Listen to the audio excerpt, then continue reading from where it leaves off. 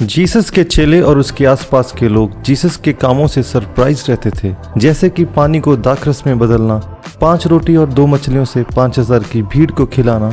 और ऐसा ही एक चमत्कार हम न्यू टेस्टामेंट में बुक ऑफ मैथ्यू चैप्टर 14 में पढ़ते हैं।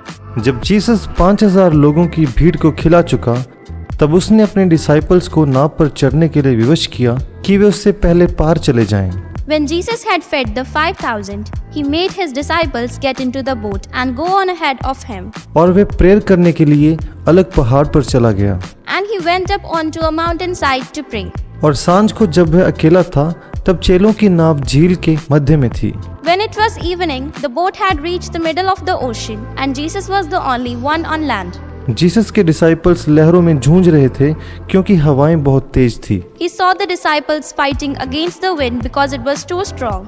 कुछ समय बाद जीसस झील पर चलते हुए उनके पास आ गए। Later, he went out to them walking on water.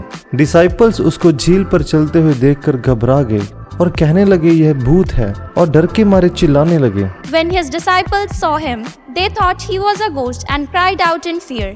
तब जीसस ने उनसे तुरंत बातें की और कहा, हौसला रखो, मैं हूँ, डरो मत। He calmed them down, and when they realized it was him, Peter ने उसको उत्तर दिया, जीसस, अगर आप हो तो मुझे पानी पर चलकर आपके पास आने की आज्ञा दे। Peter asked if he could also walk on water. Jesus ने कहा, आ। तब पीटर जीसस के पास जाने के लिए पानी पर चलने लगा, और जैसे ही उसने नीचे देखा तब वो डूबने लगा। Jesus said yes. When Peter got out of the boat, he walked a little way to Jesus.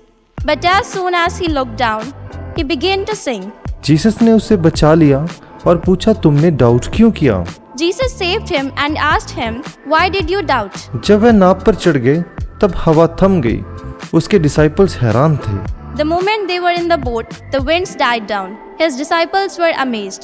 इस कहानी से शिक्षा, जीसस पर ध्यान लगाएं और डाउट ना करें।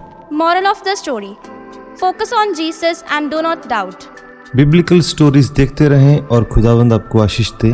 धन्यवाद।